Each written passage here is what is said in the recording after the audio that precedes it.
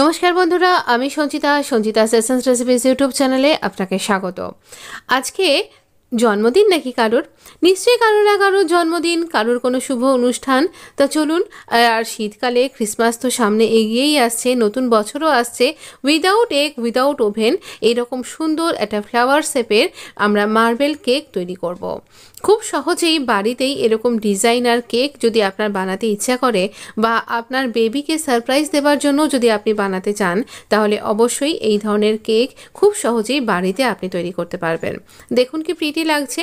হ্যাঁ, এই কেকটা আমি এরকমভাবে কেটে দেখিয়েছি। এটা সত্যি সত্যি আমার বাড়ির খুদে সদস্যর জন্মদিনের কেক ছিল।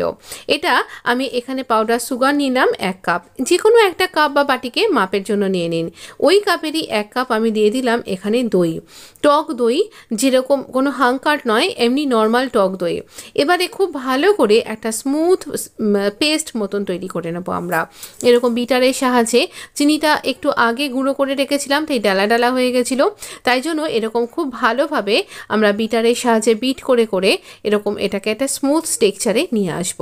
যখন এটা পুরোপুরি চিনিটা গলে যাবে, একটা স্মুথ টেক্সচার তৈরি হয়ে যাবে, সেই সময়তে আমরা দেখে নেব যাতে এখানে ঠিকঠাকভাবে গলে গেছে। তারপর 1 কাপ ময়দা, ওই কাপেরই কিন্তু 1 কাপ ময়দা নিচ্ছি, আর এখানে দিচ্ছি আমি বেকিং পাউডার আর বেকিং সোডা। বেকিং পাউডারটা একটু বেশি দেবেন আর বেকিং সোডাটা তার থেকে একটু কম দেবেন। দেবার পর আমরা এখানটাতে এই সব কিছুকে চালুনির উপর রেখে একসাথে চেলে নিতে হবে। তাহলে কি হবে, যা কিছু ময়লা থাকবে সেটা তো চলে যাবেই, আর ময়দাটা অনেক বেশি ফ্লাফি হয়ে যাবে, খুব ভালোভাবে একটা টেক্সচারটা মিশে যাবে। খুব ভালো করে মেশাবো, কিন্তু খুব জোরে জোরে বিট করে মেশাবেন না, আস্তে আস্তে ফোল্ড করতে করতে এটাকে মেশান। তো এই রকমভাবে আমরা এটাকে রেডি করে নিচ্ছি। এখানেও একটা স্মুথ টেক্সচার আপনি দেখবেন তৈরি হয়ে গেছে। যদি এখানে আমরা 2 টেবিল চামচ মতন তেল অ্যাড করলাম, কোনো গন্ধ নেই, এরকম একটা তেল অ্যাড করুন, বা আপনি গলানো বাটারও কিন্তু অ্যাড করতে পারেন, তবে যেন সেটা রুম টেম্পারেচারে থাকে।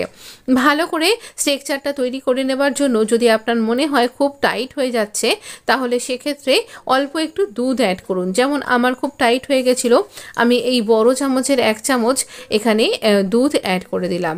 এবার দুধটা দিয়েও ভালো করে আমরা মিশিয়ে নেব। এরকম একটা স্মুথ টেক্সচার তৈরি হতে হবে, যেন কোনো লাম্পস না থাকে, সেটা খেয়াল রাখতে হবে। আর বিটারের সাহায্যে করছি বলে এমন নয়, আপনি চামচ দিয়ে বা আপনি হাত দিয়েও করতে পারেন। এবার এই পুরো মিশ্রণটাকে আমি 2টো সমান পোর্শনে ভাগ করে নিচ্ছি। 2টো সমান পোর্শনে ভাগ করবেন, আর এক্ষেত্রে 2টো আলাদা আলাদা স্পুন ব্যবহার করতে হবে। 2টো টেক্সচারের জন্য 2টো স্পুন ব্যবহার করব। 2টো পোর্শনে আমরা ডিভাইড করে নিয়েছি এই আমাদের মিশ্রণটাকে। যেহেতু এটা চকলেট মার্বেল কেক, তাই আমি কোকো পাউডার অ্যাড করে দিলাম। এখানে 1 টেবিল চামচ কোকো পাউডার আমি অ্যাড করেছি এই অর্ধেক পোর্শনের জন্য। এবার ভ্যানিলা এসেন্স আমি দিতে ভুলে গেছিলাম, তাই দুটোতেই আমি ভ্যানিলা এসেন্স অল্প অল্প করে দিয়ে দিলাম। ভাগ করে দুটোতেই ভ্যানিলা এসেন্স দিয়ে দিলাম। প্রথমে হোয়াইট যে পোর্শনটা, সেটাকে ভালো করে ভ্যানিলা এসেন্সটা মিশিয়ে নিলাম, আর এবার এই কোকো পাউডার দেওয়া মিশ্রণটাতে কোকো পাউডার আর ভ্যানিলা এসেন্সকে খুব ভালো করে আমি মিশিয়ে নেব। এতে ভীষণ সুন্দর কেকের একটা টেক্সচার কিন্তু তৈরি হবে। খেতে তো খুবই ভালো লাগবে, আর সেটার বলে বোঝাতে যাবে না, আপনাকে বানিয়েই খেতে হবে। একটা বাটি নিয়ে নিয়েছি, যেটার শেপটা একটু ফ্লাওয়ার শেপের। আপনি এরকম মোল্ডও কিন্তু বাজারে কিনতে পাবেন, আর না হলে এমনিও ভালো লাগবে। এটাকে তেল মাখিয়ে নিয়েছি, আপনি বাটার মাখিয়ে নিতে পারেন বা বাটার পেপারও ইউজ করতে পারেন। তো এর মধ্যে প্রথমে একবার এই পোর্শনটা দেবো, হোয়াইট পোর্শন, চেষ্টা করুন মিডল বরাবর দেবার, টেক্সচারটা আপনি ছড়িয়ে যাবে। তারপর চকলেট পোর্শনটা, আবারও আমরা এই হোয়াইট পোর্শনটা দেব, তারপর ঠিক তার ওপরে ঠিক পরপর ওপর দেওয়ার চেষ্টা করুন 1 বাই 1, একবার এটা আর একবার ওটা। তবে খেয়াল রাখতে হবে আমরা শুরুটা করেছি হোয়াইট দিয়ে আর শেষটা করব চকলেটটা দিয়ে, তো এই ব্যাপারটাকে মাথায় রাখুন। বা এর উল্টোটাও আপনি করতে পারেন, কিন্তু আমি যেরকমটা বললাম তার অপোজিটটা। আসলে আমি চাইছি চকলেট কালারটা যাতে ওপরে থাকে, তাহলে দেখতে আরও বেশি ভালো লাগবে। আর অনেক বেশি অ্যাট্রাক্টিভ হবে। তো এই অ্যাট্রাক্ট করার জন্য আমি এরকমভাবে একটা স্ট্রাকচার তৈরি করছি। তবে মোল্ড আপনি যে কোনো কিছু নিতে পারেন। আমার কাছে এরকম ফ্লাওয়ার শেপের একটা বাটি ছিল, তাই আমি এটা দিয়ে করছি। আপনি এরকম শেপের কোনো কেক টিন ইউজ করতে পারেন, বা আপনি যে কোনো রাউন্ড বাটি দিয়েও কিন্তু করতে পারেন।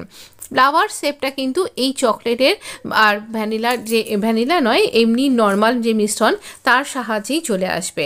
এবার আমি একদম চেঁচে পুঁচে বাটি চেঁচে পুরো মিশ্রণটা এভাবে দিচ্ছি, তাই জন্য এরকম হাত দিয়ে এবারে দিতে হচ্ছে।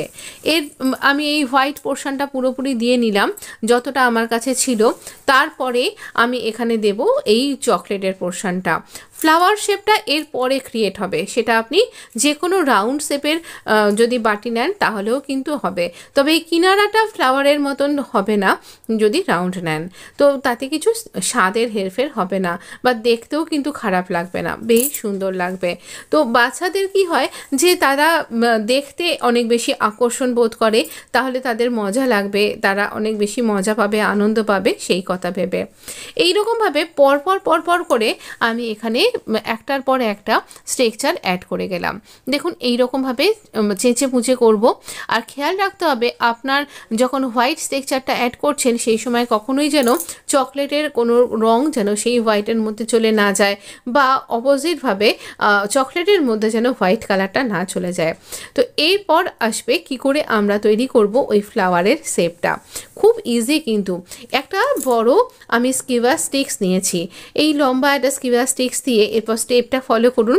এখান দিয়ে একটা দাগ দিলাম, আবার তার অপোজিট দিকে একটা দাগ দিলাম, যেদিকে দাগ দিচ্ছি তার অপোজিট দিকে দাগটা টানছি। দাগটা একটু ভেতর অবধি কিন্তু টেনে নিয়ে গিয়ে টানবেন, এটাই হচ্ছে ফ্লাওয়ার শেপের মেন রহস্যটা। তো এই মাঝে মাঝে একটা নির্দিষ্ট দূরত্ব বজায় রেখে আমরা এটা করছি। প্রত্যেকবার স্কিভার স্টিকটাকে যখন আমি এখানে টানছি তারপর কিন্তু সেটাকে পরিষ্কার করে দিচ্ছি। তারপর চেঁচে যেটুকুনি এলো সেটা আবার ওপরে দিয়ে দিলাম। এখানে আগে থেকে প্রায় 20 মিনিট ধরে আমি এই আমার ওভেনের মধ্যে এই লোহার এই ডেচকি মোটাকে গরম করতে দিয়েছিলাম। ওপরে একটা স্ট্যান্ড দিয়ে দিলাম, একদম ভীষণ গরম হয়ে গেছে। এই গরমের ওপরে এই লোহার ঢাকনাটাও দিয়ে দিলাম। আঁচটা থাকবে প্রথমে 20 মিনিট হাইতে থাকবে, তারপরে আমরা আঁচটাকে কমিয়ে 20 মিনিট পরে এর ওপর একটুখানি যখন দেখবেন ওপরে একটা শক্ত মতন স্ট্রাকচার তৈরি হতে শুরু করেছে, তারপর আঁচটাকে মিডিয়ামে নিয়ে এসে রান্না করব আরও 20 থেকে 25 মিনিট, যতক্ষণ পর্যন্ত না এই কাঠিটা শুকনো হয়ে বেরোচ্ছে। তো দেখুন তারপরে এটাকে নিজে নিজে ঠান্ডা করতে দিয়েছি, একদম গরমে হাত দেবেন না।